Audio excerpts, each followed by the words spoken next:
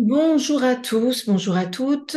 Alors, une petite vidéo pour vous présenter le livre dont nous allons parler le dimanche 8 janvier 2023, L'étranger d'Albert Camus.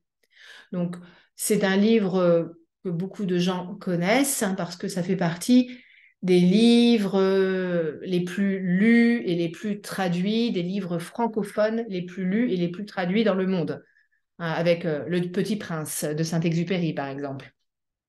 Donc, en général, vous connaissez l'histoire, hein. C'est un livre qui a été publié en 1942, qui se passe en Algérie française, donc bien avant l'indépendance de l'Algérie en 1962.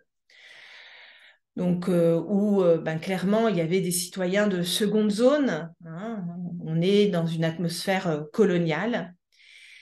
Et Meursault, le personnage principal, le personnage principal va tuer euh, un arabe qui n'a pas de nom dans le livre, et c'est effectivement fait exprès pour montrer ce décalage entre les différents Français, les Français euh, natifs, les Français algériens natifs et les Français euh, qui étaient d'origine de France et pas ou d'autres pays européens, mais pas d'Algérie. Donc, les termes utilisés, le fait que Meursault est un prénom, que le personnage est un prénom, et que la personne qu'il tue n'a pas de prénom, n'est pas de prénom, c'est aussi pour montrer cette différence entre les citoyens. J'ai choisi de vous lire un extrait qui se situe plus vers la fin du livre. Donc, il tue, il commet un homicide, il y a un procès, a trial, il y a un procès, et le procureur de la République, qu'on appelle l'avocat général dans une cour d'assises, la cour d'assises, c'est le tribunal qui juge les personnes accusées de crime. Donc, l'avocat général, qui est le procureur de la République, qui représente le ministère public, the prosecutor, a fait ses réquisitions, a demandé une peine, et ensuite la parole est à la défense et la parole est à l'avocat de Meursault. Donc on en est là. Il fait très chaud, on est en Algérie, probablement en été, je ne me souviens plus exactement, en tout cas il fait très chaud. Il y a des ventilateurs, fans, des ventilateurs dans la salle d'audience parce qu'il fait très chaud. Et bien sûr, il n'y avait pas de climatisation. No air conditioner à l'époque. Donc, il n'y avait pas de climatisation. Voilà, je vous lis cet extrait. L'après-midi, les grands ventilateurs brassaient toujours l'air épais de la salle et les petits éventails multicolores des jurés s'agitaient dans tous les sens, ou s'agitaient tous dans le même sens. Pardon. La plaidoirie de mon avocat me semblait ne devoir jamais finir. À un moment donné, cependant, je l'ai écouté parce qu'il disait « Il est vrai que j'ai tué ». Puis il a continué sur ce ton disant « je » chaque fois qu'il parlait de moi. J'étais très étonnée.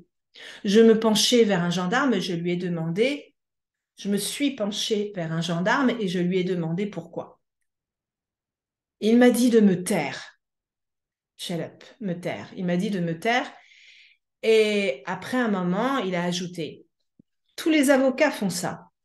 Moi, j'ai pensé que c'était m'écarter encore de l'affaire, me réduire à zéro et, en un certain sens, se substituer à moi. Donc, m'écarter, keep out, m'écarter de l'affaire.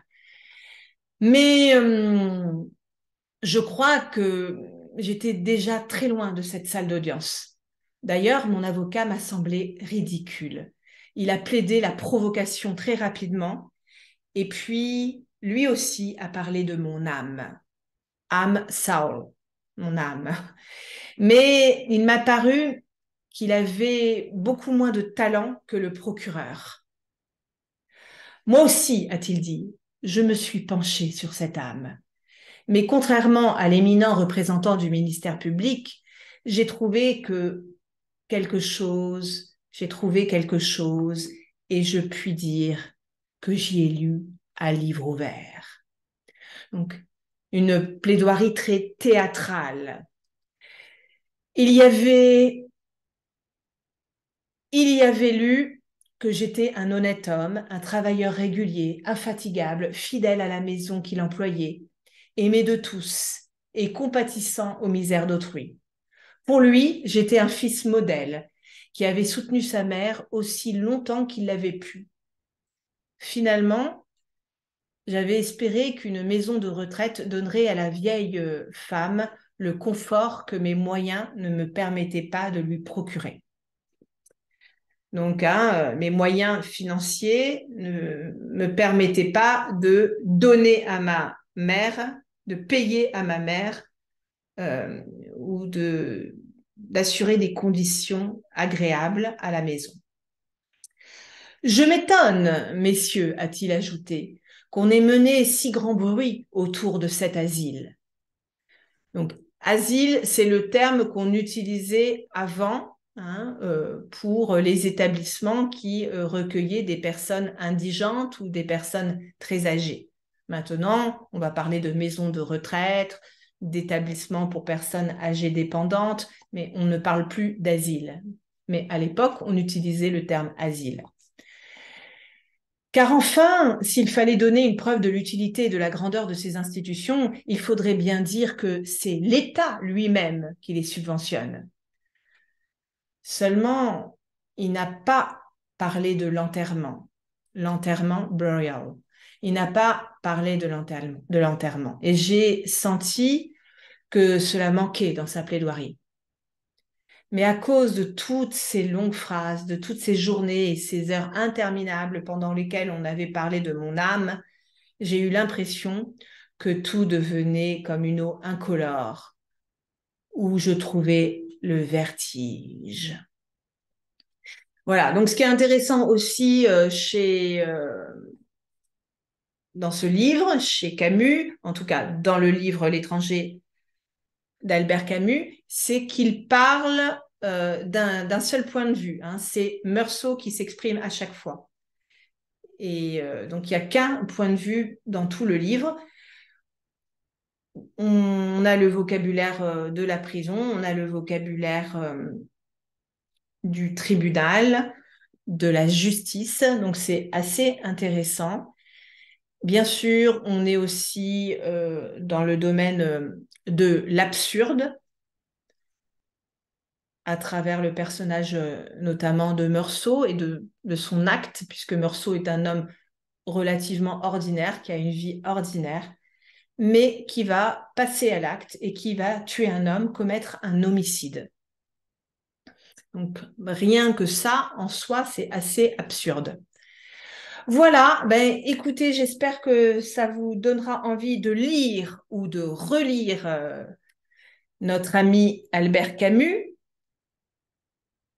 Et on se retrouvera pour ceux que ça intéresse, pour ceux et celles que ça intéresse, on se retrouvera le dimanche 8 janvier 2023.